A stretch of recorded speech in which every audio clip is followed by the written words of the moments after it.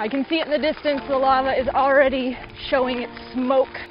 We're riding our bikes down, and we're going to spend the evening shooting the lava. You got to check out this crazy landscape. It's completely bizarre. This is my office today. Pretty sure I have the best job in the world. Feels like glass under your feet. It's crazy.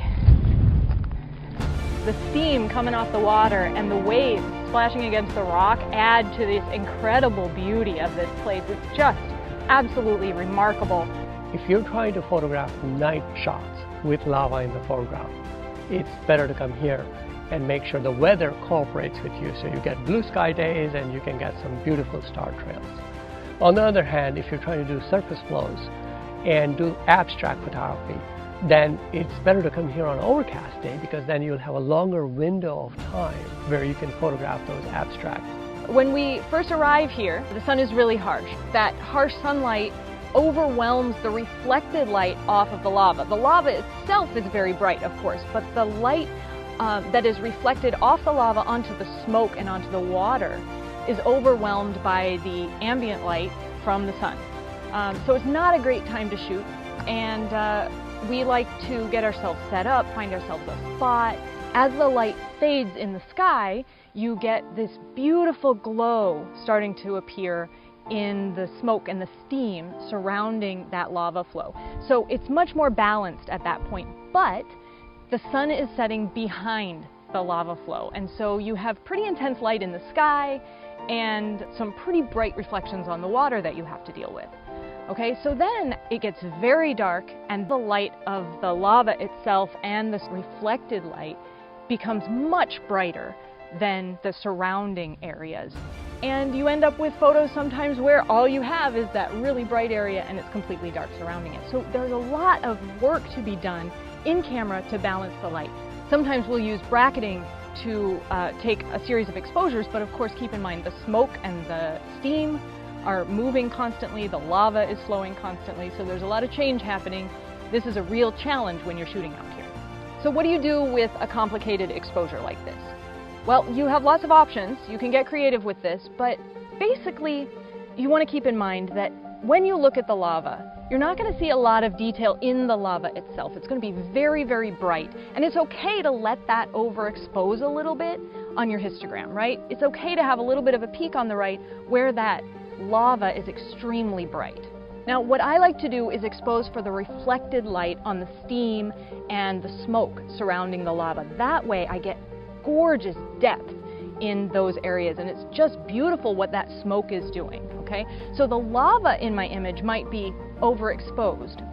The smoke itself is beautifully lit, and you see all kinds of patterns and depth as that smoke moves around the lava. Now, the outer areas of my frame might be very dark, depending on how the smoke is moving and how bright the ambient light is at the time that I take that photo.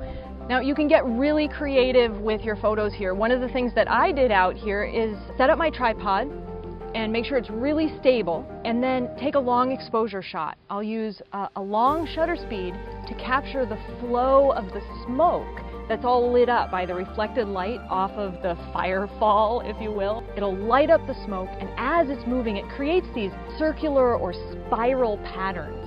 And it's just gorgeous. The key there is to use a tripod and to keep in mind that a long exposure can be problematic in windy conditions. So there's a little hook on the bottom of my tripod on the center column, and I will hang my bag on that hook if it's too windy, and that'll help keep my tripod really stable for those long exposures.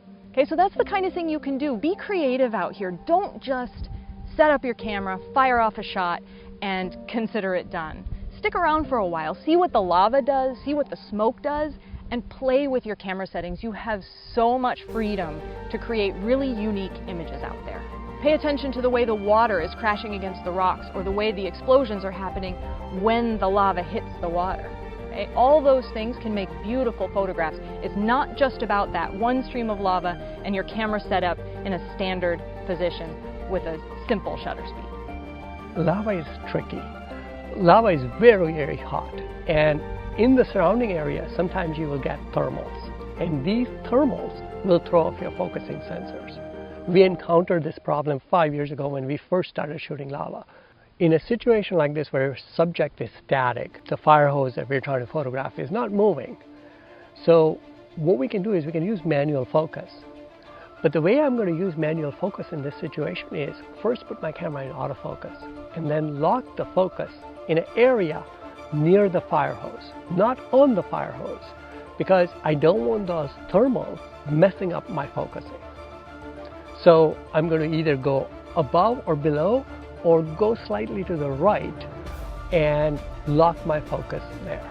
Once my focus is locked using autofocus section, I can put my camera in a manual focus. Now I don't have to worry about focusing. Everything that I need or surrounding the lava flow is sharply focused. So all I have to wait for is a great opportunity to shoot where those explosions are occurring and I can fire as many shots as I want without having to worry about focusing. After you've done all your focus settings, one of the best things you need to do to get sharp photos is use a sturdy tripod. We use an Induro carbon fiber tripod to take these photos, and we make sure that our tripod legs are positioned so that they don't move. It is a little bit windy out here on a day like this, and having those tripod legs adjusted properly will prevent any shake from the camera, and along with proper focus will give you excellent sharpness in your photographs. Now once you're ready to start taking photographs, make sure that you have everything correct. You have correctly exposed photos, you have sharp photos, and in order to do that, as the ambient light drops and it starts getting darker, your shutter speeds will get longer. So it's a good idea to use a 2-second timer. Or if you want to capture those explosions at the right minute, and these explosions are unpredictable at best, then use a remote release. Remote release will actually get you perfect timing so that you can capture those exploding lava rocks at precisely the moment that you want. The other thing you should do is, after taking a few shots, make sure you keep checking your photos on the back of the camera. Check for proper exposure, check for proper sharpness. And if you have to readjust your camera settings, make sure you do that. The reason is, this is a fairly remote location. You've done a lot of research, you've spent a lot of money and time trying to get here, and you want to make sure that you come away with an awesome photograph. Now, in a place like this, you may find that your compositional options and your freedom of movement is limited in some way. Okay, first of all, we have the National Park authorities out here. They've roped off a big section where you need to stay off of the lava fields, and they're doing that for your safety. Every time we come out here, we see people sitting out there past the ropes. Please stay on this side of the ropes. You need to be safe out here. Respect the rules in the park, but don't let that limit your creativity. You have so much you can do out here despite those limitations. That was so awesome. We shot for a couple hours. We watched the sunset. It was beautiful out there. We have the best job in the world.